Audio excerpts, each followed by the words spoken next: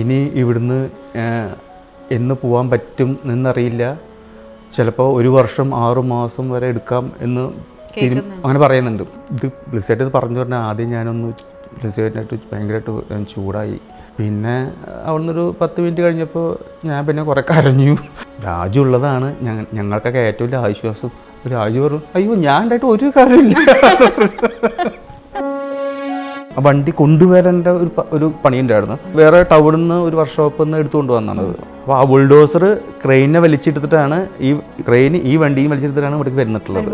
അങ്ങനെയാണ് ഇത് കുഴിച്ചിട്ടുള്ളത്. തുരുമ്പ് ഇങ്ങനെ ഈ അമ്പർ പൗഡറും പശയും വെച്ചിട്ട് ആ വെയിലത്തിരുന്ന് ഇങ്ങനെ ഉണ്ടാക്കിയെടുത്താണ്. ഞങ്ങൾ 5.5 വർഷമാണ് അമ്മാസറ ഞങ്ങൾ സൂക്ഷിച്ച് വെച്ചത്. അവിടെ ആടിൻ്റെ ആ കൂടാരം കാര്യങ്ങളൊന്നും നമ്മൾ ഊരി വെച്ച് കഴിഞ്ഞാൽ പിന്നെ ഒരിക്കലും നമുക്ക് ആ കണ്ടിന്യൂറ്റി കിട്ടില്ല. 5 വർഷം 2 ബെദുവിൻസിനെ അവിടെ സെക്യൂരിറ്റി ആയിട്ട് നിർത്തി. ഇവിടുത്തെ മണി 60,000 ഒരു മാസം നമ്മൾ കൊടുക്കുന്നത്. ഒട്ടകം ഉണ്ടാക്കിയത് ഞങ്ങൾ നാട്ടിൽ നിന്ന് ഉണ്ടാക്കി കൊണ്ടുപോയതാണത്. ഒട്ടകത്തിന് ഒരു ഫുൾ സ്ട്രെച്ച് ഒട്ടകത്തിന് ഉണ്ടാക്കിയിട്ടുണ്ടായിരുന്നു. ഫൈബർ കണ്ട് എടുത്ത് മാറ്റി കഴിഞ്ഞാൽ അതിൻ്റെ സ്കിന്നായിട്ട് കിട്ടും. പിന്നെ അതിൻ്റെ ഉള്ളിൽ ഈ ഒട്ടകത്തിൻ്റെ ഉള്ളിലുള്ള ബോൺ മൊത്തം ഉണ്ടാക്കി വാരിയല് ഒരു ഒട്ടകത്തിൻ്റെ ഒരു ബോൺ എന്തൊക്കെ ഉണ്ടാവും അതെല്ലാം ഞങ്ങൾ ഈ ഒട്ടകത്തിൻ്റെ ഉള്ളിൽ ഉണ്ടാക്കിക്കൊണ്ടുണ്ടായി. എവിടെയാണ് ഇത് സാധനം വെക്കുന്നത് എന്നുള്ളത് ആദ്യം തീരുമാനിച്ച് കഴിഞ്ഞിട്ട് വേണം നമുക്കിത് വെക്കാൻ. അത് ഒരു ദിവസം ഇന്ന് രാവിലെ ഷൂട്ട് ചെയ്യണമെങ്കിൽ ഇന്ന് തന്നെ അത് വെച്ചാൽ പറ്റില്ല. ഒരു 5 ദിവസം ആരും ആ വഴിക്ക് പോയില്ല. അവിടെ പോയി കഴിഞ്ഞാൽ കാറിൻ്റെ മാർക്ക് വരും. ഞങ്ങൾ നടന്നു പോയാൽ ഞങ്ങളെ മാർക്ക് വരും. അപ്പോൾ അവിടെ പോകാൻ പറ്റില്ല. അവൻ ഇപ്പം നാളെ നമുക്കൊരു 4 പാമ്പ് വേണമെന്ന് പറഞ്ഞു കഴിഞ്ഞാൽ അവൻ 4 പാമ്പിനെ കൊണ്ടുവരും. കുപ്പിയിലാക്കി കൊണ്ടുവരും. നേരെ തലയിൽ പിടിക്കും. എന്നിട്ട് ഇങ്ങനെ കൊണ്ടുവരും. എവിടെ വെക്കേണ്ടതെന്ന് ചോദിച്ചാൽ ഇങ്ങനെ കൊണ്ടുതരും ഇങ്ങനെ. അപ്പോൾ അതവിടെ വെച്ച് കഴിഞ്ഞാൽ അപ്പം തന്നെ ഈ പാമ്പ് ഇങ്ങനെ താഴോട്ടാണ് അങ്ങോട്ട് മുങ്ങിയാൽ പോകും. ടെൻഷനാവും നമുക്കൊക്കെ. പിന്നെ ഇവിടെ കടിച്ചപ്പം മരണമാണ്. രാജുവിൻ്റെ കാലിന്മ ഇങ്ങനെ ഇറങ്ങി വരുന്നില്ലേ, അത് ഒറിജിനൽ പാമ്പാണ്, പക്ഷേ ഒറിജിനൽ കാലല്ല. Hi hello viewers, welcome to Jaguar Space. This is me Meenakshi Sudheer with you. ഇപ്പോൾ ആടുജീവിതം എന്ന് പറയുന്ന സിനിമ ഇറങ്ങി ബോക്സ് ഓഫീസ് ഹിറ്റായിട്ട് ഇങ്ങനെ ഓടിക്കൊണ്ടിരിക്കുകയാണ്. അപ്പോൾ ഈ സിനിമ ഇറങ്ങി ഇത്ര ഹിറ്റായി ഓടുന്ന ഈ അവസരത്തിൽ നമ്മളെല്ലാവരും അതിനകത്ത് ആക്ടേഴ്സ് ആയിട്ടുള്ള രാജുവേട്ടൻ്റെയും അതുപോലെ തന്നെ ഗോകുലിൻ്റെയൊക്കെ ബോഡി വെയ്റ്റ് ലോസ് ട്രാൻസ്ഫോർമേഷനെ പറ്റി ചർച്ച ചെയ്യുന്നുണ്ട്, ഡിറക്ഷനെ പറ്റി ചർച്ച ചെയ്യുന്നുണ്ട്, ക്യാമറ ആൻഡ് ഫ്രെയിംസിനെ പറ്റി ചർച്ച ചെയ്യുന്നുണ്ട്. പക്ഷേ ഇവിടെ എല്ലാവരും നമ്മൾ ഭയങ്കരമായിട്ട് മിസ് ഔട്ട് ചെയ്ത വേറൊരു ഇമ്പോർട്ടൻറ്റ് ഫാക്ടറുണ്ട്. The unsung heroes of Aadujeevitham തന്നെ വേണമെങ്കിൽ നമുക്ക് പറയാം. അതായത് അതിൻ്റെ ആർട്ട് ടീം. അപ്പം അതിൽ ആർട്ട് ഡയറക്ടർ ആയിട്ടുള്ള പ്രശാന്ത് ഏട്ടനാണ് ഇന്ന് എന്നോടൊപ്പം ഗസ്റ്റ് ആയിട്ട് ജോയിൻ ചെയ്തത്. പ്രശാന്ത് മാധവ്. പ്രശാന്ത് ഏട്ടാ, വെൽക്കം ടു ദ ഷോ. ഭയങ്കര സന്തോഷം നേരിൽ കാണാൻ പറ്റിയതിൽ. അതായത് ആ ഒരു സിനിമ കണ്ടപ്പോഴേ ഉടനീളം അതിൽ ഞാൻ നേരത്തെ പറഞ്ഞില്ല നെടുന്തൂണായിട്ട് നിന്ന ഒരു കാറ്റഗറി തന്നെയാണ്. അപ്പം നമ്മൾ ഓർത്തിരുന്നു, അയ്യോ ഇതാരാണോ എന്താണോ എന്നുള്ള രീതിയിൽ. അപ്പം എന്തായാലും സിനിമ ചർച്ചകളിലേക്കൊക്കെ കടക്കുന്നതിന് മുമ്പ് എന്തായാലും അതിലെ വിശേഷങ്ങളിലേക്ക് നമ്മൾ വരുന്നതായിരിക്കും. പക്ഷേ ഈ സിനിമയുടെ ഒരു ഓഫ് സ്ക്രീൻ സംഭവമാണ് എനിക്കിപ്പോൾ ആദ്യം തന്നെ ചോദിക്കാനായിട്ട് കുറച്ചും കൂടെ കൗതുകേറി ഉള്ളത്. അതായത് ലോകം മുഴുവനും സ്റ്റണ്ടായിട്ട് നിന്ന കോവിഡിൻ്റെ സമയത്തായിരുന്നു അവിടെ ജോർഡനിൽ നിങ്ങൾ ഷൂട്ട് ചെയ്തിരുന്നത്. അപ്പം ലൈക്ക് ആക്ടേഴ്സ് നല്ല രീതിയിൽ പെർഫോം ചെയ്യുന്നുണ്ടെങ്കിലും ക്രൂവിലുള്ള ആൾക്കാരായാലും നിങ്ങളുടെയൊക്കെ ഒരു മെൻ്റൽ ഹെൽത്തും കൂടെ ഭയങ്കരമായിട്ട് ഒരു ക്രിട്ടിക്കൽ സ്റ്റേജിൽ നിന്നൊരു സമയമായിരുന്നു അത്. അപ്പോൾ ആ സമയത്ത് നിങ്ങളെല്ലാവരും അതിനെ അപ്ലിഫ്റ്റ് ചെയ്യാനായിട്ട് സെറ്റിൽ നിന്നുള്ള കുറച്ച് ഫോട്ടോസൊക്കെ ആ സമയത്താണ് നമ്മൾ കാണുന്നത്. നിങ്ങൾ ബാറ്റും ബോളും ഒക്കെ ഉണ്ടാക്കിയിട്ട് ക്രിക്കറ്റ് കളിക്കുന്നത്. അതേപോലെ തന്നെ ഡോക്യുമെന്ററി വന്നപ്പോഴാണ് നമ്മൾ കണിക്കൊന്ന അല്ലേ, വിഷു സെലിബ്രേഷൻ വേണ്ടിയിട്ട് ആർട്ട് ഡിപ്പാർട്ട്മെന്റ് ഒരു കണിക്കൊന്ന ഉണ്ടാക്കി കൊടുക്കുന്നതും. അപ്പം ലൈക്ക് ആ ഒരു മെന്റൽ ഹെൽത്തിനെ അപ്ലിഫ്റ്റ് ചെയ്യാൻ വേണ്ടിയിട്ട് ചെയ്ത കാര്യങ്ങളായിരുന്നല്ലോ ഇതൊക്കെ. ബാക്കിയുള്ള സംഭവങ്ങളൊക്കെ എങ്ങനെയായിരുന്നു ചേട്ടാ? അത് ഞങ്ങൾ സെക്കൻഡ് ഷെഡ്യൂളായിരുന്നു. ഇപ്പോൾ നമുക്ക് ഈ കോവിഡിൻ്റെ പ്രശ്നങ്ങൾ വന്നിട്ട് നമുക്ക് ലോക്കായി പോയത്. അപ്പോൾ ഞങ്ങൾ വളരെ സത്യത്തിൽ ആ ഷെഡ്യൂൾ ഞങ്ങൾക്ക് മൊത്തം 85 ദിവസത്തെ ടോട്ടൽ ഷെഡ്യൂളായിട്ടാണ് ഞങ്ങൾ പോകുന്നുണ്ടായിരുന്നത്. അപ്പോൾ ആദ്യത്തെ പ്ലാൻ പ്രകാരം ഒരു 45 ദിവസം ജോർദാനിൽ ഷൂട്ട് ചെയ്യുന്നു, പിന്നെ ബാക്കി 40 ദിവസം അൾജീരിയയിൽ ഷൂട്ട് ചെയ്യുന്നു, അൾജീരിയ. അപ്പം ഇങ്ങനെ ഒരു പ്ലാനിലാണ് നമ്മൾ വന്നിട്ടുള്ളത്. അപ്പോൾ അത്യാവശ്യം ഇപ്പോൾ ഒരു 85 ദിവസം എന്ന് കണക്കാക്കുമ്പോൾ ആൾക്കാർ ശരിക്കും പറഞ്ഞു കഴിഞ്ഞാൽ ഒരു 100 ദിവസത്തെ ഒരുപാട് പേര് സ്ഥിരം മരുന്ന് കഴിക്കുന്ന ആൾക്കാരുണ്ടായിരിക്കും. അപ്പോൾ ഭാഗ്യത്തിന് അങ്ങനെയുള്ളതുകൊണ്ട് ഒരു 100 ദിവസത്തെ മരുന്നൊക്കെ വാങ്ങിച്ച് വന്ന ആൾക്കാരുണ്ട്. അപ്പോൾ ആലോചിക്കുമ്പോൾ നമ്മൾക്ക് ഇവിടെ ജോർദാനിൽ ഷൂട്ടിങ് തുടങ്ങി ഒരു 10-15 ദിവസം ഷൂട്ടിങ് ഇങ്ങനെ പോയിക്കൊണ്ടിരിക്കുമ്പോൾ പെട്ടെന്ന് ലോക്കായി പോയി.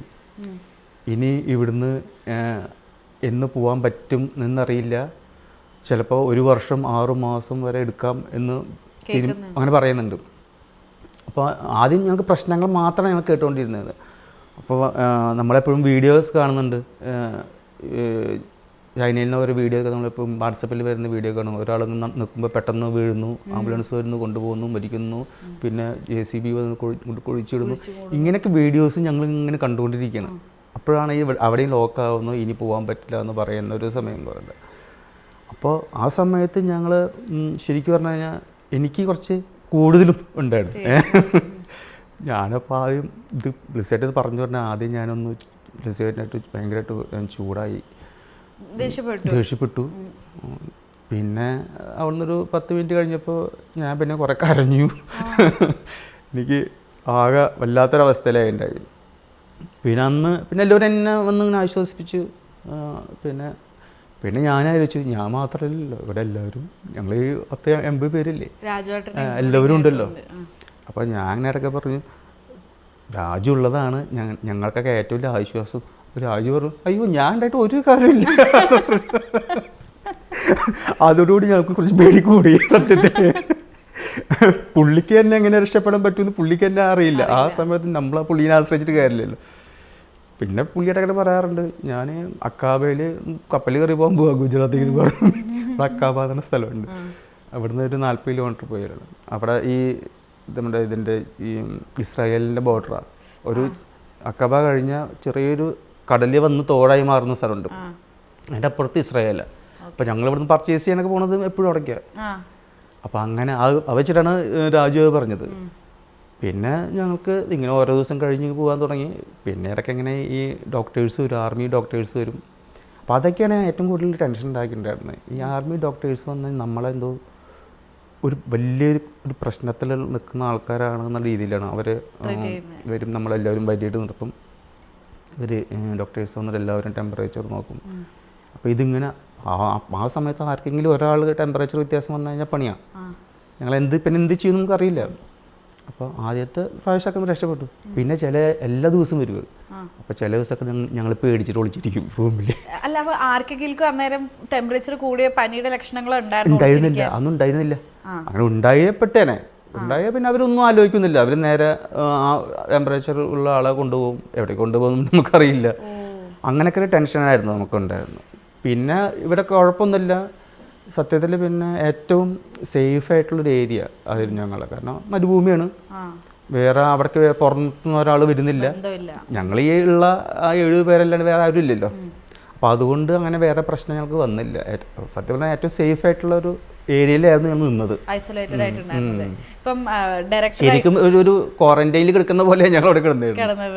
ഇപ്പൊ ഡയറക്ടറായിട്ടുള്ള ബ്ലെസ്സി സാറിനോട് പോകാൻ പറ്റില്ല എന്ന് പറഞ്ഞപ്പോൾ ആദ്യം ദേഷ്യപ്പെട്ടതും പിന്നെ കരഞ്ഞതും പിന്നെ അവിടെ ഒറ്റപ്പെട്ട് നിങ്ങൾ എല്ലാവരും കൂടെ നിന്നതും. കാര്യം എല്ലാവരും ഉണ്ടായിരുന്നെങ്കിലും ഈ ഒരു കഥ കേട്ടപ്പോൾ എനിക്കും തോന്നിയത് ഒരു ആട് ജീവിതം ക്രൂവിലുള്ളവരും അവിടെ ജീവിച്ചു തീർത്തു എന്നാണ്. ആ ഒരു 19-25 ദിവസം വേണമെങ്കിൽ പറയാം. അപ്പൊ ഞാൻ ചോദിക്കട്ടെ ഏട്ടാ, എന്തായിരുന്നു ആ ബ്ലെസ്സി സാറിനോട് ദേഷ്യപ്പെട്ടിട്ട് പറഞ്ഞിട്ടുണ്ടായിരുന്നത്? സാറിന്റെ റിയാക്ഷനും എന്തായിരുന്നു? അപ്പോൾ അതെന്താണെന്നറിയോ, ഒന്നാമത് എനിക്ക് അൾജീരിയ ടിമിമു എന്ന് പറഞ്ഞ സ്ഥലമുണ്ട് അൾജീരിയയിൽ. അവിടെ ഷൂട്ടിംഗ് ഉണ്ട്. അത് ഭയങ്കര ഐസൊലേറ്റഡ് ആയിട്ടുള്ള ഒരു ഏരിയ, സഹാറ മരുഭൂമിയാണ്. അപ്പോൾ അത്രയും വീട്ടിൽ നിന്ന് ഒരു 40 ദിവസം വന്നു. പിന്നെ ഇവിടുന്ന് നേരെ അങ്ങോട്ടാണ് പോകുന്നു. ശരിക്കും പറഞ്ഞാൽ രാജു കഴിഞ്ഞാലും ബ്ലെസ്സിയേട്ടൻ കഴിഞ്ഞാൽ പിന്നെ ക്യാമറയും കഴിഞ്ഞാൽ അടുത്ത സെക്ഷനിൽ എന്ന് പറഞ്ഞാൽ ഏറ്റവും കൂടുതൽ അധ്വാനം വരുന്നൊരു ഏരിയയാണ് ഞങ്ങൾ. അപ്പോൾ ഇത്രയും ചില ദിവസങ്ങളിൽ അവരെക്കാൾ കൂടുതൽ അധ്വാനം ഞങ്ങൾക്കുണ്ട്. അപ്പോൾ അതുകൊണ്ട് തന്നെ എനിക്ക് പെട്ടെന്ന് ഇങ്ങനെ ഭയങ്കര മടിയായിരുന്നു. പിന്നെ എനിക്ക് ചെറിയൊരു പേടി ഉണ്ടായിരുന്നു. മടിയെന്ന് പറഞ്ഞു കഴിഞ്ഞാൽ എനിക്ക് ഇങ്ങോട്ട് കയറി വരാനായിട്ടൊരു പേടി ചേർന്നൊരു മടി. എങ്ങനെ ഇനി പോകണ്ടേ ഓരോ ദിവസം എണ്ണിങ്ങനെ കഴിയായിരുന്നു വീട്ടിൽ നിന്ന്. അപ്പോൾ എനിക്കെന്തോ ഒരു അപകടത്തിലോട്ട് പോകുന്ന പോലെ എനിക്ക് തോന്നിയായിരുന്നു. ഞാൻ വീട്ടിൽ പോരുമ്പോൾ സാധാരണ പണ്ട് ഗൾഫിലൊക്കെ ആൾക്കാർ പോകാറില്ലേ കരഞ്ഞിട്ടൊക്കെ, അതേപോലെ ഞാൻ വീട്ടിലെല്ലാവരും വിളിച്ച് കെട്ടിപ്പിടിച്ച് കരഞ്ഞിട്ടൊക്കെയാണ് ഞാൻ കയറിയത്. ഫ്ലൈറ്റിൽ കയറിയിട്ടും ഇങ്ങനെ നൈറ്റ് ആണല്ലോ ട്രാവലിങ്. അപ്പോൾ ഇങ്ങനെ എല്ലാവരും ലൈറ്റൊക്കെ ഓഫാക്കി ഇരിക്കുന്നുണ്ട്. ഞാനും കുറച്ചൊന്ന് ഉറങ്ങിപ്പോയി. പിന്നെ കണ്ണു തുറന്ന് നോക്കിയപ്പോൾ ഈ ഫ്ലൈറ്റിൻ്റെ മൂളിച്ചും ഇരുട്ടും എല്ലാവരും കിടന്ന് ഉറങ്ങുന്നതുകൊണ്ട് ഇപ്പോൾ എനിക്ക് ടെൻഷനായി. എനിക്ക് ഇനി പോകണമെന്നില്ല. ഞാനിപ്പോൾ ആലോചിക്കുകയാണ്, ഒന്ന് ഉറക്കെ കരഞ്ഞിട്ട് എന്തെങ്കിലും ഒരു അസുഖമുള്ള പോലെ അഭിനയിച്ചു കഴിഞ്ഞാൽ ഫ്ലൈറ്റ് തിരിച്ച് കൊച്ചിയിലേക്ക് വിടുമല്ലോ. അങ്ങനെയൊക്കെ ഒന്ന് ആലോചിച്ചു. അപ്പോൾ ആ ഒരു മാനസികാവസ്ഥയ്ക്കുള്ള ആ രീതിയിലാണ് ഞാൻ വന്നത് തന്നെ. പിന്നെ ഇതും കൂടി കേട്ടപ്പോൾ പ്രശ്നമായി. അത് എന്താ എന്തോ ഒരു അപകടം സംഭവിക്കാൻ പോകുന്നുള്ളത് എനിക്ക് അവിടെ കയറുമ്പോൾ എനിക്ക് ഉണ്ടായി. അതുകൊണ്ടാണ് ഞാൻ അങ്ങനെയൊക്കെ പെരുമാറിയത്.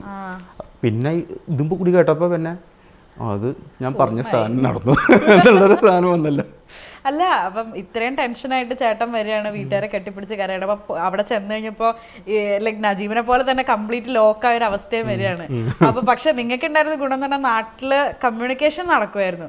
എന്തായിരുന്നു വീട്ടുകാരുടെ ഒരു പ്രതികരണം? കമ്മ്യൂണിക്കേഷൻ അങ്ങനെയൊന്നുമില്ല. ഇത് ആകെ റെസ്റ്റോറൻറ്റിലാണെങ്കിൽ ആകെ വൈഫൈ ഉള്ളത്. പിന്നെ ഞങ്ങൾ 80 പേരുണ്ട്. അവരൊക്കെ ആണെങ്കിൽ ചെറിയ ചാർജ് ചെയ്തിട്ടുള്ള ചെറിയ ഇതുള്ളൂ. ഞങ്ങളെല്ലാവരും കൂടി വന്ന് വൈഫൈ തിന്നുകൊണ്ടിരിക്കില്ല എല്ലാവരും. ഒരു 5 മിനിറ്റിൽ സംഭവം കഴിയും. പിന്നെ ആർക്കും ഒന്നും കിട്ടില്ല. വെറുതെ എന്തെങ്കിലും അയച്ചു കഴിഞ്ഞാൽ ചോദിച്ചാലൊക്കെ നിങ്ങൾക്ക് ഇറങ്ങിക്കൊണ്ടിരിക്കുന്നല്ലാണ്ട് ഒരു പരിപാടിയില്ല. അപ്പോൾ അങ്ങനെയാണ് ഇപ്പോൾ നേരെ വെളുത്തോണ്ട് ആദ്യം ഓടി വന്ന് ആദ്യം വൈഫൈ കിട്ടി കഴിഞ്ഞാൽ എന്തെങ്കിലും നടക്കും, അല്ലെങ്കിൽ നടക്കില്ല. അത് അങ്ങനെയായിരുന്നു. കണക്ഷൻസ് ഒന്നും അങ്ങനെ ഒരുപാട് ഉണ്ടായിരുന്നില്ല അത് വീട്ടുകാരായിട്ട്. ലൈക്ക് എന്തായിരുന്നു ഒരു പ്രധാന വിനോദം? ഇപ്പം ലൈക്ക് 85 ഡേയ്സ് നിങ്ങൾ ഒരു ദിവസം പോലെ ഷൂട്ട് നിർത്തി വെച്ച് അത് ഷൂട്ട് ചെയ്തിട്ടുണ്ടായിരുന്നില്ലേ? അതോ ഇല്ല, ഞങ്ങൾക്ക് ആ 15 ദിവസം ഷൂട്ട് കഴിഞ്ഞ് പിന്നെ ഒരു 60 ദിവസം ഞങ്ങൾ ബ്രേക്ക് ആയിരുന്നു. അപ്പൊ എങ്ങനെയായിരുന്നു ആ ഒരു അവധി ദിവസം, അതായത് ഈ ഒരു ബ്രേക്ക് ടൈം നിങ്ങളുടെ ഒരു ഡേ എങ്ങനെ സ്പെൻഡ് ചെയ്യും? എനിക്ക് എന്നെ സംബന്ധിച്ച് പറയുകയാണെങ്കിൽ എനിക്ക് അവിടെ ഭക്ഷണത്തിനൊന്നും ഒരു കുറവുണ്ടായിരുന്നില്ല, എല്ലാം ആയിരുന്നു. പിന്നെ നമ്മൾക്ക് മടുത്തു തുടങ്ങി. എല്ലാ ദിവസവും ഒരേപോലത്തെ ഭക്ഷണം മടുക്കാൻ തുടങ്ങി. അപ്പോൾ ഞാൻ പിന്നെ റെസ്റ്റോറൻറ്റിലേക്ക് വരാതെയായിപ്പോയി. തീരണ്ട് വരാറില്ല. ഈ ആർട്ട് നേരത്തെ ഇൻട്രോ കൊടുത്തപ്പോൾ പറഞ്ഞ പോലെ തന്നെ ആർട്ട് ഡിപ്പാർട്ട്മെന്റ് ഇത് സിനിമയുടെ ഒരു നെടുന്തൂണായിട്ട് തന്നെ വർക്ക് ചെയ്തിട്ടുണ്ട്. അതായത് പൃഥ്വിരാജിന്റെ കഥാപാത്രമായ നജീബ് ആ ഒരു ഡിസേർട്ടിൽ ഐസൊലേറ്റഡ് ആവുമ്പോൾ ഒരു മനുഷ്യനായിട്ടൊന്നും യാതൊരു ഇമോഷണൽ കണക്ഷൻ ഇല്ലാത്ത സമയം വീടും നാടും ഒക്കെ ഓർക്കാനായിട്ട് കുറെ ഒബ്ജക്ട്സ് ആയിട്ടാണ് മൂപ്പരൊരു ഇമോഷണൽ അറ്റാച്ച്മെന്റ് വെക്കുന്നത്.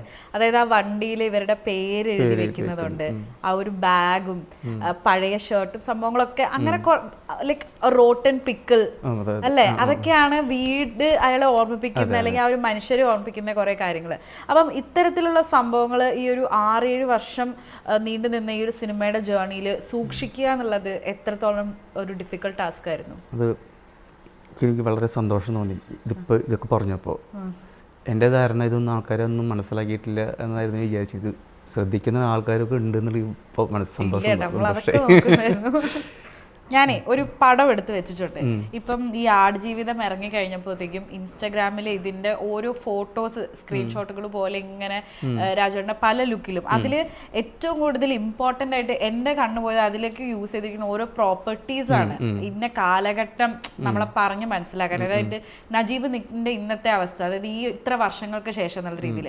അപ്പം ഞാൻ ഓരോ ഇത് എടുത്ത് വെച്ചിട്ടുണ്ട്. ഞാനത് ചേട്ടനെ ഒന്ന് കാണിക്കാം. അപ്പം അതിന്റെ പുറകിലുള്ള കഥ, അതായത് കിട്ടിയ കഥ നമ്മളായിട്ട് ഒന്ന് ഷെയർ ചെയ്യണം. ഫസ്റ്റ് തന്നെ ഉള്ളത് ആ വണ്ടിയുടെ ഇതാണ്. ആ വണ്ടി എങ്ങനെയാണ് അതുപോലെ പേരൊക്കെ എടുത്ത് അത് പ്രിസർവ് ചെയ്തൊരു ഇതൊന്ന് നമ്മളോട് പറയോ? അത് വണ്ടി കൊണ്ടുവരേണ്ട ഒരു പണിയുണ്ടായിരുന്നു. എന്നിട്ട് ആ സ്ഥലത്തോട്ട് ഇത്രയും വെയിറ്റ് ഉള്ള ഒരു തന്നെ ഓടി വരുന്ന വണ്ടിയല്ലല്ലോ. അതപ്പോൾ അവിടെ നിന്ന് സംഘടിപ്പിച്ചു കൊണ്ടു. അത് വേറെ ടൗണിൽ നിന്ന് ഒരു വർക്ക്ഷോപ്പിൽ നിന്ന് എടുത്തുകൊണ്ട് വന്നാണ്. അപ്പോൾ അത് കൊണ്ടുവരാൻ എടുത്തു വയ്ക്കാൻ പൊക്കിക്കൊണ്ടുവരാൻ ക്രെയിൻ വേണം. ക്രെയിൻ പൊക്കിക്കൊണ്ടുവരാം, പക്ഷേ അവിടെ ക്രെയിന് ഇങ്ങോട്ട് വരാൻ പറ്റില്ല. അപ്പോൾ ആ ക്രെയിന് ഇങ്ങോട്ട് വരാനായിട്ട് വേറെ ഒരു ബുൾഡോസർ വേണം. അപ്പോൾ ആ ബുൾഡോസർ ക്രെയിനെ വലിച്ചെടുത്തിട്ടാണ് ഈ വണ്ടിയും വലിച്ചെടുത്തിട്ടാണ് ഇവിടേക്ക് വരുന്നിട്ടുള്ളത്. അങ്ങനെയാണ് അത് കുഴിച്ചിട്ടുള്ളത്.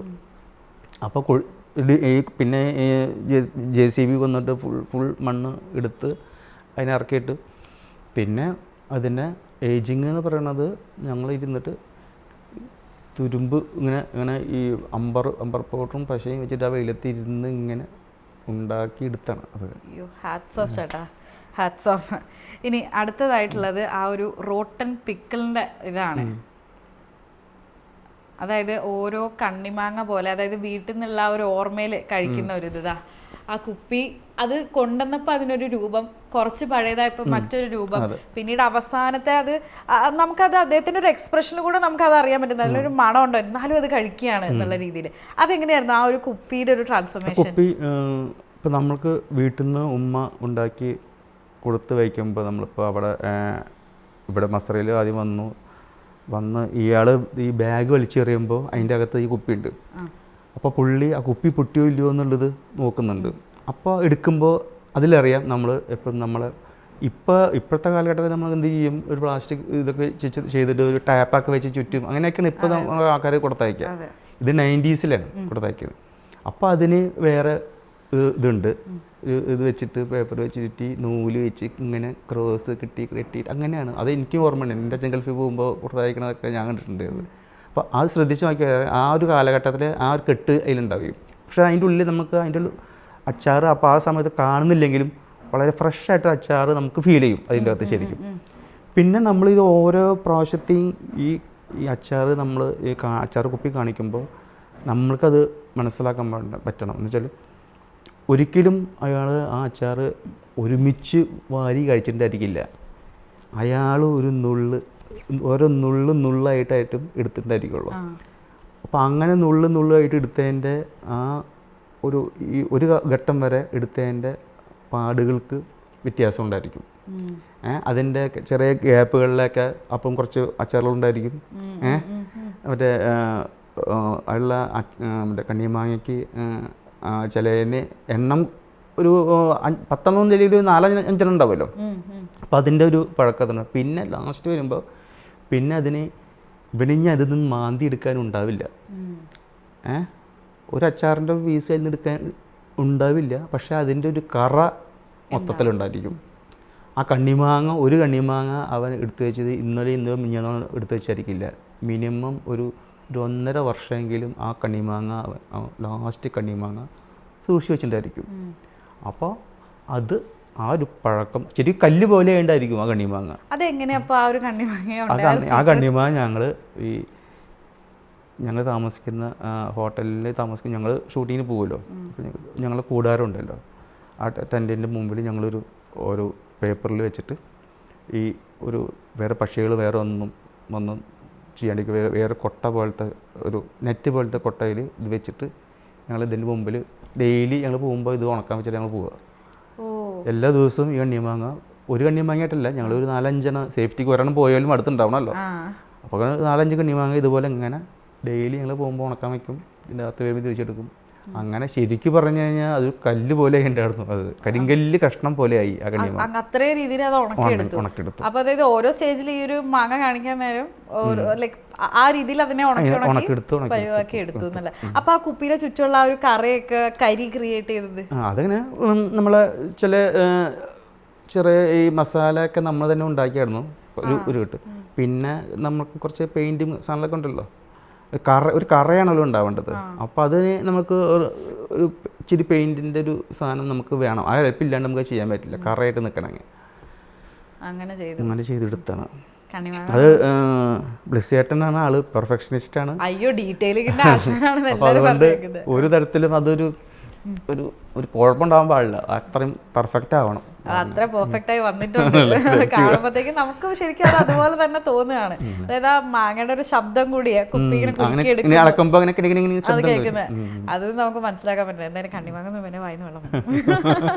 അപ്പം ഈ ഒരു 6-7 വർഷം ഇതിന്റെ ഷൂട്ടിങ് പോയപ്പോ നമ്മളിപ്പം വണ്ടിയിലെ എഴുത്തിന്റെ കാര്യം പറഞ്ഞു, അതുപോലെ തന്നെ ഈ മാങ്ങ പിക്കിളിന്റെ കാര്യം പറഞ്ഞു.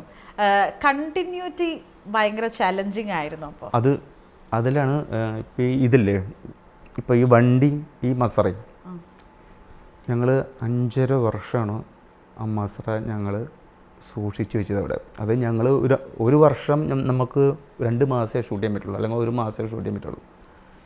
പിന്നെ അടുത്ത ഷെഡ്യൂളിൽ അടുത്ത വർഷമേ നമുക്ക് ചെയ്യാൻ പറ്റുള്ളൂ. ഇങ്ങനെ നമ്മൾ 5 വർഷം 2 ബദുവിൻസിനെ അവിടെ സെക്യൂരിറ്റി ആയിട്ട് നിർത്തി മാസം ശമ്പളം ഞങ്ങൾ ഇവിടുന്ന് കൊടുത്തിട്ടാണ് ആ മസറ അങ്ങനെ കാത്ത് സൂക്ഷിച്ച് നിർത്തിയത്.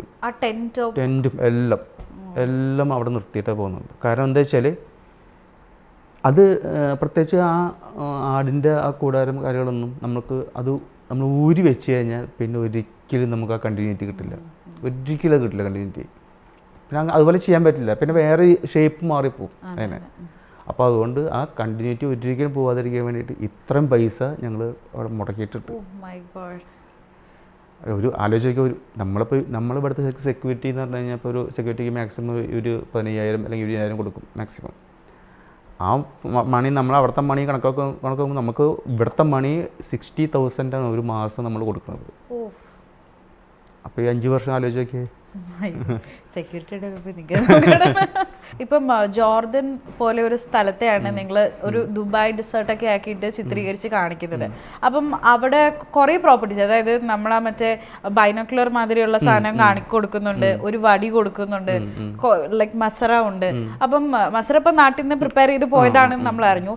എങ്കിലും അവിടെ സാധനങ്ങൾ കളക്ട് ചെയ്യാനുള്ള ഒരു ഡിഫിക്കൽട്ടിയും സംഭവങ്ങളും ഉണ്ടാവില്ലേ? ആ ഒരു യാത്രയെ പറ്റി ഒന്ന് പറയുമോ? അമ്മാനിലാണ് ഞങ്ങളതെല്ലാം കളക്ട് ചെയ്തത്. അമ്മാനിൽ ഒരു സ്ട്രീറ്റിൽ ഇങ്ങനെ ഈ ബദുവിൻസിൻ്റെ ഉപയോഗിക്കുന്നതായിട്ടുള്ള, അപ്പോൾ നമ്മൾ ഫോട്ടോ വെച്ച് പോയി കഴിഞ്ഞാൽ നമുക്ക് അവിടെ കുറേ സാധനം കിട്ടുന്നില്ല, പഴയ സാധനം കിട്ടുന്നില്ല. ഇങ്ങനെ പഴയ സാധനം കിട്ടുന്ന ഒരു സ്ഥലം അമ്മാനിലുണ്ടായിരുന്നു. അപ്പോൾ ഞങ്ങളോട് ലോക്കൽ പ്രൊഡക്ഷനുമായിട്ട് നമ്മൾ എപ്പോഴും നമ്മൾ പോകുന്നതിന് മുമ്പ് നമ്മൾ ഒരുപാട് മീറ്റിംഗ് ചെയ്യുന്നുണ്ട്. ആ മീറ്റിംഗ് ചെയ്യുമ്പോൾ ഇവർ നമ്മൾ ഓരോ റെഫറൻസ് അങ്ങോട്ട് അയച്ചു തരും, അവരിങ്ങോട്ട് അയച്ചു തരും. അപ്പോൾ നമ്മളെ ധാരണ ഇതെല്ലാം എടുത്ത് കഴിഞ്ഞിട്ടുണ്ടെന്ന് നമ്മൾ വിചാരിച്ചു കഴിഞ്ഞു. പക്ഷെ നമ്മളവിടെ ചെന്നപ്പോൾ ഇതൊന്നും ഒരു പർച്ചേസ് വെച്ചിട്ടുണ്ടായിരുന്നില്ല. പിന്നെ ഞങ്ങൾ ഇറങ്ങി നടന്ന് ഞങ്ങൾ പല കടകളിൽ നിന്നായിട്ട് കയറി ഇറങ്ങി ഉണ്ടാക്കിയത് സംഭവങ്ങളായിരുന്നു. അതെ, അങ്ങനെ ഉണ്ടാക്കിയ ഒരു ഇതിൽ ഏറ്റവും കോസ്റ്റ് ഏറിയ ഒരു പ്രോപ്പർട്ടി എന്തായിരുന്നു സിനിമയിൽ നമ്മൾ കണ്ടത്? അത് ആടിൻ്റെ രോമം. അത് ഇപ്പോൾ നമ്മൾ ഗോഡ് ഫൈറ്റ് ഒക്കെ ഉണ്ടല്ലോ, ഗോഡ് ഫൈറ്റ് ഒക്കെ കാണിക്കുന്നുണ്ട്. പിന്നെ അങ്ങനെ പല സ്ഥലത്തും നമുക്ക് ഡമ്മി ആട് ഉപയോഗിച്ചിട്ടുണ്ട്. അതെങ്ങനെ? അത് നമ്മൾ ഇവിടെ ഞങ്ങൾ ആദ്യം ലൊക്കേഷൻ നോക്കാൻ വന്നപ്പോൾ കുറച്ച് ആടുകളെ, മുട്ടനാടുകളെ കുറച്ച് ഫോട്ടോ എടുത്ത് വന്നിട്ടുണ്ടായിരുന്നു. ഏകദേശം ഒരു സൈസൊക്കെ അളവൊക്കെ എടുത്തിട്ടാണ് ഞങ്ങൾ ഫസ്റ്റ് ആദ്യത്തെ ലൊക്കേഷൻ കാഴ്ചയിൽ ഞങ്ങൾ ചെയ്തായിരുന്നു അളവ്. അപ്പോൾ അത് അവിടെ നിന്ന് വന്നു. അപ്പോൾ അവിടെ നിന്ന് വന്നപ്പോൾ ഇവിടെ നിന്നിട്ട് നമുക്ക് ഈ ഫസ്റ്റ് ഷെഡ്യൂളിൽ തന്നെ ഈ ആടുകൾ വേണം, 2 ഡമ്മി ആടുകൾ.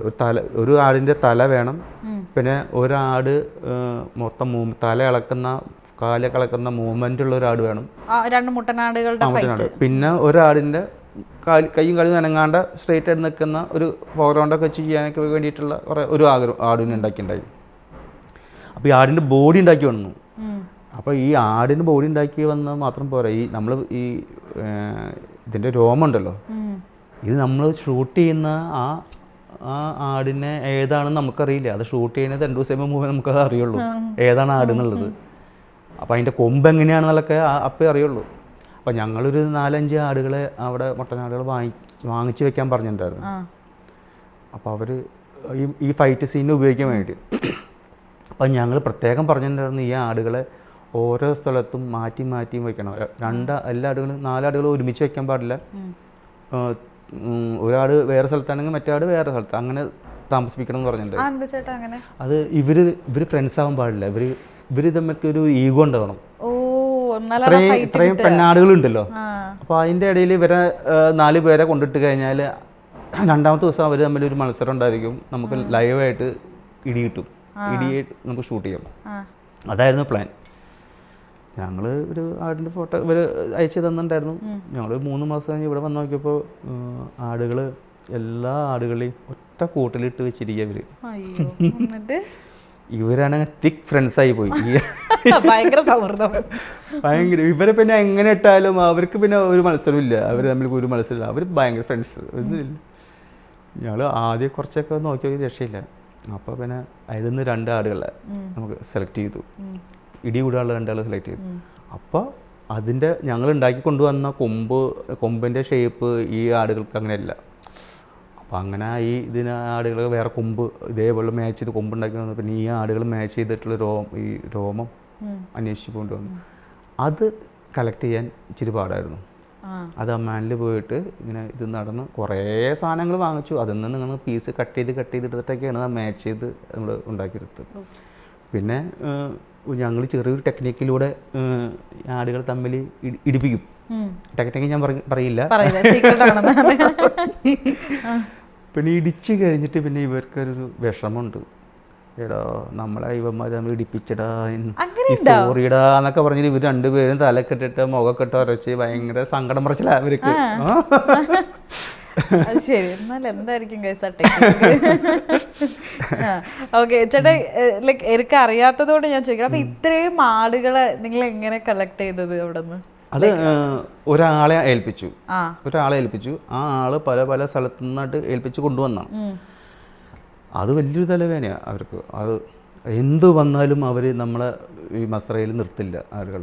രാത്രി അവർക്ക് രാത്രി ഇനി പുലർച്ചെ 3 വരെ ഷൂട്ട് ചെയ്താലും അവർക്ക് അവരുടെ സ്ഥലത്തോട്ട് പോകണം. പുലർച്ചെ ഷൂട്ട് ചെയ്ത് നാളെ ഒരു രാവിലെ 9 മണിക്കാണ് ഷൂട്ട് എന്ന് പറഞ്ഞാലും അവർ 3 മണി ഷൂട്ട് കഴിഞ്ഞാൽ അവർ ആടുകളെ എടുത്തുകൊണ്ട് പോകും. എന്നിട്ട് 9 മണി എന്ന് പറഞ്ഞു കഴിഞ്ഞാൽ ഒരു 8:30 ആകുമ്പോഴേക്കും അവർ വീണ്ടും അവിടെ നിന്ന് നടത്തിക്കൊണ്ടുവരും. അങ്ങനെ ഒരു ഇതുണ്ട്, അവരുടെ സ്വഭാവമുണ്ട്. ഇവിടെ എല്ലാ സൗകര്യം ചെയ്തു കൊടുത്തിട്ടുണ്ട്. പക്ഷെ എന്നാലും അവർ അവിടേക്ക് പോയിട്ട് അവിടെ ഇരുന്നിട്ടേ വരുള്ളൂ. ഷൂട്ട് കഴിഞ്ഞ് കഴിഞ്ഞാൽ ആർട്ടിസ്റ്റുകൾ നിൽക്കുകയാണ്, ആടുകൾ സ്ഥലം വിടും. ചില സമയത്ത് 5 മണിയായി എന്നൊക്കെ പറഞ്ഞിട്ട് ചിലപ്പോൾ അവർ പറഞ്ഞ ഇന്ന് നൈറ്റില്ല, ചിലപ്പോൾ ഒന്ന് ഡെയിലി മാത്രം തുടങ്ങുമെന്ന് പറഞ്ഞു. അപ്പോൾ ഒരു 5 മണിക്ക് ആകുമ്പോഴേക്കും അവർ തുടങ്ങും ഇങ്ങനെ പ്രശ്നം. അങ്ങനെ നമ്മളിങ്ങനെ നിൽക്കുന്ന കുറച്ച് നോക്കുമ്പോൾ കാണാം ഇവരിങ്ങനെ മെല്ലെ മെല്ലെ നൈസ്, നമുക്ക് അറിയേയില്ല, നമ്മളെ ഭയങ്കര കണ്ണിങ്ങിൽ ഇവർ മെല്ലാണ്ട് പോകാൻ തുടങ്ങും. അപ്പം ഞങ്ങൾക്ക് വിളിയോട് വിളിയായിരിക്കും, തിരിഞ്ഞു നോക്കില്ല, ഒരു ഇങ്ങനെയാണ്ട് പോകും. ഇവരെ കൂടെ ഈ 2-3 നായക്കളുണ്ടായിരിക്കും ഈ ആടുകളെ നോക്കാനായിട്ട്. ഇയാൾക്ക് മാത്രമല്ലാണ്ട് ഈ ആടുകളിൽ ബാക്കിയുള്ള മൃഗങ്ങളെ എന്തെങ്കിലും ആക്രമിക്കാതിരിക്കുക, വല്ല കള്ളന്മാർ വരാതിരിക്കാൻ വേണ്ടിയിട്ട് എപ്പോഴും ഓരോ ഗ്രൂപ്പ് ആടുകളെ കൊണ്ടുവരുന്ന ആൾക്കാരൊപ്പം 2 നായക്കളുണ്ടായിരിക്കും. അപ്പോൾ നമുക്കൊന്നും അവിടെ ഓടി ചെന്നിട്ട് ആടുകൾ പിടിച്ച് കൊണ്ടുപോകാനൊന്നും സമ്മതിക്കില്ല. അപ്പം നായ്ക്കൾ വരും, അപ്പോൾ പ്രശ്നം ഉണ്ടാക്കും. ഭയങ്കര എന്താ പറയുക, യജമാനോട് ഭയങ്കര കൂറാണ് ആ നായ്ക്കൾ, ഒരു രക്ഷയില്ല. എങ്ങനെ തന്നെ പിന്നെ നമ്മൾക്ക് ഈ ചില ആടുകളൊക്കെ ഇപ്പം ഇടിക്കാൻ കൊണ്ടുവന്ന ആടുകളിൽ തന്നെ ചില ആട് പെട്ടെന്ന് അവന് മൂഡ് ചേഞ്ച് ആവും, അവനൊരു ഓട്ട. പിന്നെ ഇവൻ്റെ പിന്നാലെ ഞങ്ങളെല്ലാവരും വണ്ടി ഓടിച്ച് ഇവൻ്റെ പിന്നാലെ പോവും. കുറേ ഓടി നോക്കും, നടക്കില്ല. ഇവനിട്ട് ആ മരുഭൂമി മൊത്തം ഞങ്ങളിട്ട് ഓടിപ്പിക്കും. പിന്നാലെ പോയി അവസാനം ആകുമ്പോൾ അവനും തളരും ഞങ്ങളും തളരും, അങ്ങനെ പിടിക്കും. അങ്ങനെയാണ് ഈ ആടുകളിലെ ഓരോ സിനിമയിൽ ആർട്ടിസ്റ്റുകളെ പറഞ്ഞതാക്കാൻ ഇത്ര പാടില്ല. പിന്നെ ആടുകളെ നമ്മൾ ഈ ഞങ്ങളുടെ മെയിൻ പരിപാടി സിനിമ കാണുമ്പോൾ പല ആടുകളെ അഭിനയിക്കുന്നുണ്ടല്ലോ. ആടുകളെ അഭിനയിക്കുന്ന സ്ഥലമൊന്നുമല്ല, ഞങ്ങളിങ്ങനെ ഈ കുബൂസ് കൊടുത്ത് പറ്റിക്കും. അത് ശരി. ഒരാട് ഇങ്ങോട്ട് നടന്ന സീനുണ്ടെങ്കിൽ അപ്പം ഞങ്ങൾ എന്തെങ്കിലും കുബൂസ് ഇങ്ങനെ കാണിക്കും. അപ്പം അവിടെ നിന്ന് നടന്നു വരും. അപ്പോൾ നമുക്ക് നടന്നു വരുന്ന ഒരു ഷോട്ടായിരിക്കും വേണ്ടി വരിക. അപ്പോൾ അങ്ങനെ അത് എടുക്കും. പിന്നെ അങ്ങനെ ഓരോ ഈ കുബൂസും പുല്ലും കാണിച്ചിട്ട് പറ്റിച്ചിട്ടാണ് ഞങ്ങൾ ഇവരെ കൊണ്ട് അഭിനയിപ്പിച്ചത്. അങ്ങനെ അഭിനയിപ്പിച്ച സീൻ എൻ്റെ മനസ്സിലേക്ക് ഇപ്പോൾ വരുന്നുണ്ട്. അപ്പം ഇതിനകത്ത് ആടുകളെ പോലെ തന്നെ വേറെയും കുറെ ആനിമൽസിനെ കാണിക്കുന്നുണ്ട്. ലൈക്ക് ഒട്ടകം, അതുപോലെ തന്നെ പേടി തോന്നിയതായിരുന്നു ആ ഒരു മണൽപ്പാമ്പിന്റെ ഒരു ഇത്, വൾച്ചർ. അപ്പം ശരിക്കും ഇതിലെ നജീബിക്കയുടെ നമ്മുടെ ഇന്റർവ്യൂവിൽ അദ്ദേഹം പറഞ്ഞിട്ടുണ്ട് ശരിക്കും അങ്ങനെ അവിടെ പാമ്പുകൾ ഉണ്ടെന്ന്. ഞങ്ങളെ ആ സ്ഥലത്ത് പാമ്പുകൾ ഇല്ലാത്ത സ്ഥലമായിരുന്നു. ആ സ്ഥലത്ത് പാമ്പ് ഉണ്ടാവില്ല.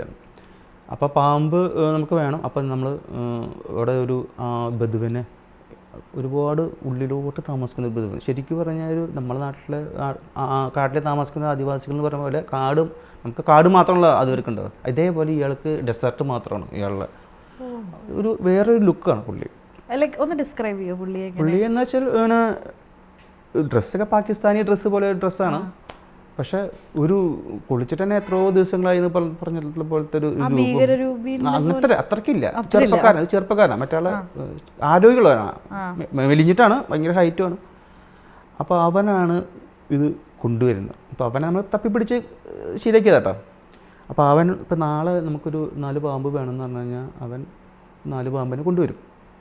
അപ്പോൾ അത് നമ്മൾ നിൽക്കുന്ന സ്ഥലത്തൊന്നും ഉണ്ടാവില്ല. അപ്പോൾ ഈ അവൻ താമസിക്കുന്ന ഭാഗത്തുണ്ടായിരിക്കും ഈ വലിയ ഉണങ്ങിയ പുല്ലിൻ്റെ ഉള്ളിലേക്ക് ഇതുണ്ടായിരിക്കും, പാമ്പുണ്ടായിരിക്കും. അപ്പോൾ അങ്ങനെ അവിടെ നിന്ന് പിടിച്ചുകൊണ്ടിരുന്നതാണ്. കുപ്പിയിലാക്കി കൊണ്ടുവരും. കുപ്പിയിലാക്കി കൊണ്ടുവന്ന് നമുക്കിവിടെ ഷോട്ട് എടുക്കുന്ന സമയത്ത് അങ്ങനെ ഇങ്ങനെ എടുക്കും, നേരെ തലയിൽ പിടിക്കുക, എന്നിട്ട് ഇങ്ങനെ ഇങ്ങനെ കൊണ്ടുവരും. എവിടെ വെക്കേണ്ടതെന്ന് ചോദിച്ചിട്ട് ഇങ്ങനെ കൊണ്ടുവരും ഇങ്ങനെ ചില. അപ്പോൾ ഇവിടെ വയ്ക്കാന്ന് പറഞ്ഞു. അപ്പോൾ അതവിടെ വെച്ച് കഴിഞ്ഞാൽ അപ്പം തന്നെ ഈ പാമ്പ് ഇങ്ങനെ താഴോട്ടാണ് അങ്ങോട്ട് മുങ്ങിയാൽ പോകും. പിന്നെ അതുകൂടി നമുക്കൊക്കെ ടെൻഷനാണ്. ഇത് ഇവിടെ നിന്നൊക്കെ ഈ സാധനം താഴ്ന്നു പോയിട്ടായിരിക്കുക. പിന്നെ മണലിൻ്റെ ഉള്ളിൽ കൂടെ എവിടെ വന്നാലും ഈ സാധനം പൊങ്ങുന്നത് നമുക്ക് പറയാൻ പറ്റില്ല. ടെൻഷനാവും നമുക്കൊക്കെ. പിന്നെ ഇവിടെ കടിച്ചപ്പം മരണമാണ്. അപ്പോൾ അവൻ തന്നെ അത് അവനറിയാം. അവനൊരു മണ്ണിൻ്റെ അനക്കം കാണുമ്പോൾ അവനറിയാം ഏത് വഴിക്കൂടെ പോകണം എന്നുള്ളത് അവനറിയാം. അപ്പോൾ അവൻ ചെടി മണ്ണ് മാന്തി എടുത്തിട്ട് അവൻ പൊക്കെടുക്കും സാധനത്തിൽ. പിന്നെ ഞങ്ങൾക്ക് ഇത് വലിയ റിസ്ക് ആവും നമ്മൾ മേടിച്ച് ഞങ്ങൾക്ക് പിന്നെ കുറേ സീക്വൻസ് ഒക്കെ എടുക്കുമ്പോൾ ഞങ്ങളൊരു ചുറ്റും ഫ്രെയിമിലില്ലാത്ത ഭാഗത്ത് നമ്മൾ ഈ പ്ലൈവുഡ് കൊണ്ട് ഒരു മതിൽ പോലെ താഴോട്ട് ഇറക്കി വെച്ചിട്ട് ഒരു ഇതുണ്ടാക്കി, ബോക്സ് പോലെ ഉണ്ടാക്കി. അപ്പോൾ അതിൻ്റെ വെളിയിൽ നിന്ന് വെളിക്ക് പോകില്ലല്ലോ, അങ്ങനെ ചെയ്ത്. അങ്ങനെയാണ് ആ പാമ്പിൻ്റെ സീക്വൻസൊക്കെ എടുത്തത്. ഈ രാജുവിൻ്റെ കാലിന്മ ഇങ്ങനെ ഇറങ്ങി വരുന്നില്ലേ, അത് ഒറിജിനൽ പാമ്പാണ്, പക്ഷേ ഒറിജിനൽ കാലല്ല. ഓ ഓക്കെ. അല്ല ചേട്ടാ, ഇത് റാറ്റിൽ സ്നേക്ക് എന്നാണ് ഈ സ്നേക്കിന് പറയണേ. അപ്പം ആ സിനിമയിൽ തന്നെ പറയണ്ടേ ഇത് കടിച്ചു കഴിഞ്ഞാൽ ഉടൻ മരണമാണ് എന്നുള്ള രീതിയിൽ. അപ്പം ഈ ഒരു കാർഡ്ബോർഡ് വെച്ച് കെട്ടിയിട്ടുണ്ടെങ്കിലും ഇത് അകത്തൂടെ പോകുന്ന ക്രൂ മെമ്പേഴ്സ് പ്രസന്റ് ആണ്. ഞാൻ ഈ പിടിച്ചുകൊണ്ടിരുന്ന പാമ്പ് നമ്മുടെ ഇവിടത്തെ അഭിനയിപ്പിക്കുന്ന പാമ്പിനെ പോലെ പല്ലെടുത്ത് കളയാ, വിഷമില്ലായി അങ്ങനെയൊന്നും ഇല്ലല്ലോ. അപ്പൊ ആ ഒരു റിസ്ക് ഫാക്ടറിനെ എങ്ങനെയാ നിങ്ങൾ നേരിട്ടത്? നമ്മൾക്കപ്പോൾ അത് എടുത്തല്ലേ പറ്റൂ, വേറെ മാർഗമൊന്നുമില്ലല്ലോ. അപ്പോൾ എടുത്തേ പറ്റൂ. അല്ലെങ്കിൽ ഇപ്പോൾ മൊത്തം അത് CG ആയിട്ട് ചെയ്യണം. ബ്ലസ്സിയായിട്ട് അങ്ങനെ CG ചെയ്യാൻ സമ്മതിക്കില്ല. അത് അങ്ങനത്തെ ഒന്നും ആ ടെക്സ്ചർ ഉണ്ടല്ലോ, പാമ്പിൻ്റെ ടെക്സ്ചർ. പിന്നെ ഈ മണലിലൊക്കെ ഇങ്ങനെ ഈ പാമ്പ് പോകുമ്പോൾ ഉണ്ടാകുന്ന ഒരു മണലിലുണ്ടാകുന്ന ഒരു മാർക്കുകളൊക്കെ ഉണ്ട്. അതും നമുക്ക് അങ്ങനെ കറക്റ്റായിട്ട് കിട്ടില്ല. അപ്പം മാർക്ക് നമുക്ക് കുറച്ച് സാധനമൊക്കെ ഇപ്പോൾ പാമ്പുകൾ അവിടെ നിന്ന് വന്നതിൻ്റെ ആ മാർക്കൊക്കെ ഉണ്ടല്ലോ, ബാക്കിൽ കാണുന്ന ആ മാർക്കൊക്കെ ഞങ്ങൾ ഉണ്ടാക്കിയ മാർക്കാണത്. അതിങ്ങനെ ഒരു ഈ വടിയുടെ മേലെ പിന്നിൽ ഇച്ചിരി കയറ് കെട്ടിയിട്ട് ആ കയറ് ഇങ്ങനെ മണലിട്ട് ഇങ്ങനെ ഉരച്ച് അങ്ങനെ ശ്രദ്ധിച്ച് നോക്കി കാണാം പാമ്പുകൾ വന്നതിന്റെ മാർക്ക് കാണാം ബാക്കിൽ. അത് ഞങ്ങൾ ഉണ്ടാക്കിയ മാർക്കാണത്. ഓ അല്ല, അത് വടി വെച്ച് ഇങ്ങനെ ആക്കിയാ വരില്ല, കയർ വെച്ച് വടിയുടെ അറ്റത്ത് കയറ് കെട്ടും. വടിയുടെ അറ്റം നമ്മൾ മണലിൽ മുട്ടാൻ പാടില്ല, അപ്പൊ അങ്ങനെ വേറെ ഇതാവും. ഈ കയറ് ഉരച്ചതിന്റെ പാടാണ് നമ്മളത് ഉണ്ടാക്കിയിട്ടുള്ളത്. ഓ ആ കാലെന്നാല് റിയൽ കാലല്ല, ഞെട്ടിത്തെരിച്ചു പോയി കേട്ടോ, പകച്ചു പോയി എന്റെ ബാല്യം എന്ന് പറയണല്ലേ. പിന്നെ ഒട്ടകം ഉണ്ടാക്കിയത് ഞങ്ങൾ നാട്ടിൽ നിന്ന് ഉണ്ടാക്കി കൊണ്ടുപോയതാണ്. അത് ഒട്ടകത്തിന് അത് ഞങ്ങൾ ഉണ്ടാക്കി ഇവിടുന്ന് ഉണ്ടാക്കിയിട്ട്. അപ്പോൾ ശരിക്ക് ഒരു ഫുൾ സ്ട്രച്ച് ഒട്ടകത്തിന് ഉണ്ടാക്കിയിട്ടുണ്ടായിരുന്നു. പിന്നെ ഞങ്ങൾ അതിൻ്റെ ഫൈബർ കണ്ട് എടുത്ത് മാറ്റി കഴിഞ്ഞാൽ അതിൻ്റെ സ്കിന്നായിട്ട് കിട്ടും. പിന്നെ അതിൻ്റെ ഉള്ളിൽ ഈ ഒട്ടകത്തിൻ്റെ ഉള്ളിലുള്ള ബോൺ മൊത്തം ഉണ്ടാക്കി, വാരിയല് എല്ലാ ഒരു ഒട്ടകത്തിൻ്റെ ഒരു ബോൺ എന്തൊക്കെ ഉണ്ടാവും അതെല്ലാം ഞങ്ങൾ ഈ ഒട്ടകത്തിൻ്റെ ഉള്ളിൽ ഉണ്ടാക്കിക്കൊണ്ടുണ്ടായി. എന്നിട്ട് ഇത് ചത്ത് കിടക്കുന്നത് കാണിക്കുന്നത് ആ എവിടെയാണ് ഇത് സാധനം വെക്കുന്നത് എന്നുള്ളത് ആദ്യം തീരുമാനിക്കണം. തീരുമാനിച്ച് കഴിഞ്ഞിട്ട് വേണം നമുക്കിത് വെക്കാൻ. അത് ഒരു ദിവസം ഇന്ന് രാവിലെ ഷൂട്ട് ചെയ്യണമെങ്കിൽ ഇന്ന് തന്നെ അത് വെച്ചാൽ പറ്റില്ല. കാരണം അത് കുറേ കാലങ്ങളായിട്ട് മരിച്ച് കിടക്കുന്ന സ്ഥലമാണ്.